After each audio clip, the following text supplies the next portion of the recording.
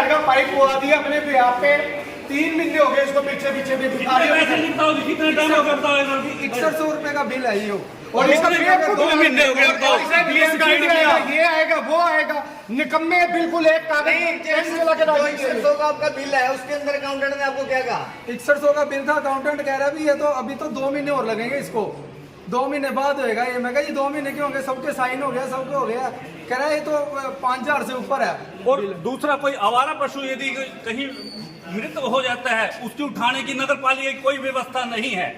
जो ठेकेदार है वो कहता है पहले पैसे दो, पैसे कौन देता है? एमसी अपनी जेब से पैसे देते हैं। नाम किसका होता है कि नगर पालिका उठवा रही है।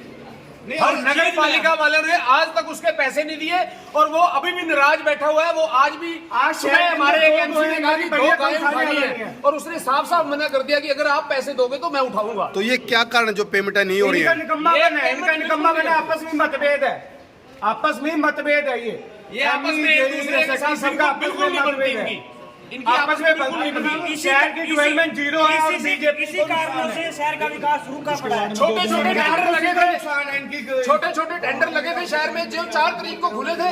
4 तारीख के खुलने के बाद भी आज तक उन्हें वर्क ऑर्डर नहीं मिला कि कार्य शुरू हो सके।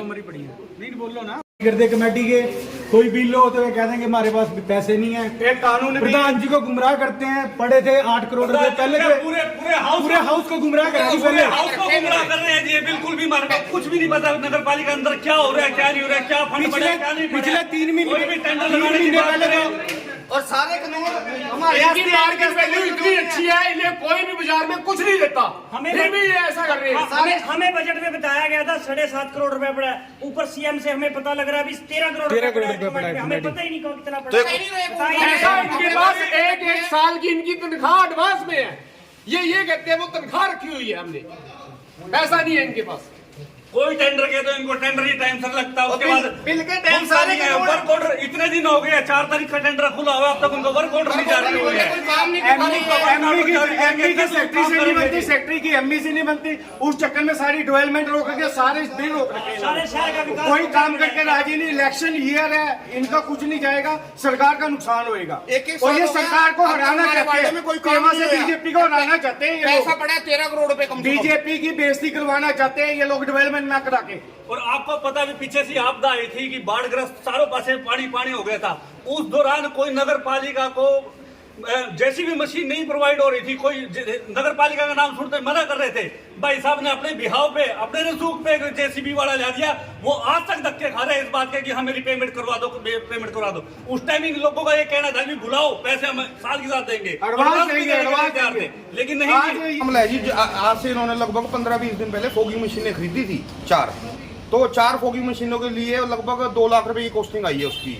तो उसके लिए इन्होंने निविदाएं आमंत्रित करनी थी, जिसको कोटेशन बोल देते हैं, या फिर वो टेंडर लगना था। लेकिन ना तो इन्होंने निविदाएं आमंत्रित करी और ना ही कोई टेंडर लगाया। उसका डिपार्टमेंटली पेमेंट कर दी गई 2,17,000 रुपए की, जो हमारे हिसाब से उस मॉडल की कीमत बहुत ज़्यादा है। इसमें कहीं ना कहीं धांधली है, जिसमें सेक्रेटरी साहब और अकाउंटेंट साहब दोनों मिले हुए हैं। इन्होंने सरकारी पैसे का दुरुपयोग किया है। बिल भाई इतने दिन में हो गया हमारे बिल। और ये 12 तारीख को कोटेशन मंगवाई थी, 17 तारीख को उनकी पेमेंट होगी। जबकि हमारे एमसीओ के थ्रू अगर कोई काम हो रहा है, या हम कोई सरकारी हित में या शहर के हित में काम करवा रहे हैं, तो हमारे बिल 2-2 महीने 3-3 महीने तक पेंडिंग रहते हैं। हमारे लिए कानून लगाए जाते हैं। जेसीबी मशीन देने को सबने मना कर दिया था कमेटी को। हमने अपने भी आप पे वो मंगवाई थी, सारा शहर डूब रहा था, नहर की पट्टी टूटने वाली थी ट्रेन की। तो उसको आज 2.5 महीने हो गए, मशीन वाला हमारी बेइज्जती कर रहा है, लेकिन उसके लिए कानून कर रहे हैं। ये नहीं होना चाहिए, वो नहीं होना चाहिए।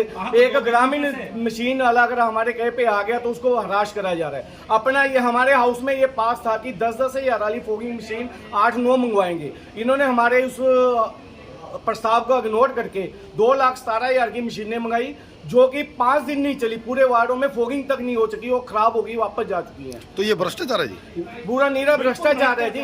मतलब जब हमारे हाउस में 10,000 की रेंज की मशीन मंगवाने का प्रस्ताव था, जो पंचायतों में मिली हुई है बीडीओ ऑफिस की तरफ से, तो इन्होंने 2,17,000 की 3 मशीनें क्यों मंगवाई, 4 मशीनें क्यों मंगवाई? और वो भी 4 दिन नहीं चली हैं।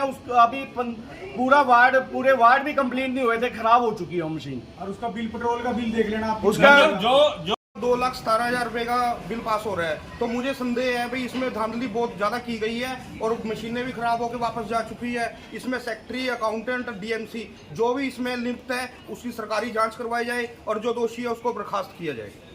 या एमई जेई या जो भी है वो अपनी तरफ से करते हैं, उनकी तो 2 दिन में पेमेंट हो जाती है। यदि कोई हम अपने बिहाव पे किसी को ले आते हैं कि ये बोलते हैं, जैसे बाढ़ आई थी उस टाइम जेसीबी कहीं नहीं मिली थी, नगर पालिका के नाम से हर कोई मना कर रहा था। ये राजेश गोयल एमसी हैं, ये अपने बिहाव पे जेसीबी मशीन लेके आए हैं। अभी ठीक है आप बुलाओ, तुरंत उनको पेमेंट दे देंगे। आज देख लो कितने दिन हो गए, वो बेचारा धक्के खा रहा है, हमारे पास फोन पे फोन कर रहा है, उसकी पेमेंट नहीं हो रही है। लेकिन जो जिसमें भ्रष्टाचार है, पता है इनको अभी कमीशनें मिलनी है या क्या कुछ हुआ है, मोटी उसकी 2 धांधली दिन के है, अंदर उसकी पेमेंट 2 दिन हो में गया। पेमेंट कर दी है। ये बात समझ नहीं आ रही है कि आप जो कोई काम करे तो 2 दिन में पेमेंट होती है। यदि हमारे थ्रू हो गया, क्यों जेसीबी वाले नगर पालिका के लिए बिल्कुल हाथ खड़े करके थे कि नगर पालिका में हम नहीं भेजते, वो पैसे नहीं देते।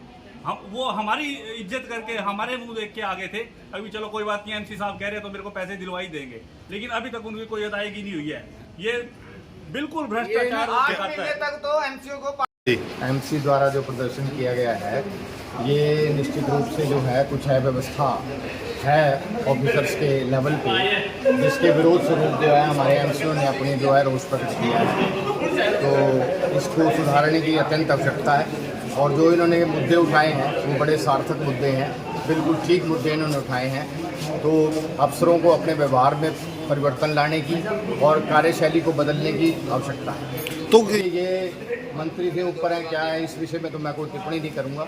मैं सिर्फ इतना कहता हूं कि अफसरों को अपनी कार्यशैली बदलने की आवश्यकता है, उनको अपनी कार्यशैली में सुधार करना चाहिए ताकि ये इस प्रकार की अव्यवस्था जो है, जो कि शहर में अफसरों की कार्यशैली की वजह से उत्पन्न हो रही है, ये ना हो और ऐसी परिस्थिति जो है उसमें ना हो। जिस भ्रष्टाचार के विषय में मैं नहीं कहना चाहूँगा, भ्रष्टाचार नहीं, ये अफसरों की सुस्ती और अफसरों की जो है कुछ लापरवाही जो है इसके अंदर सामने है। या आपसी आना कर।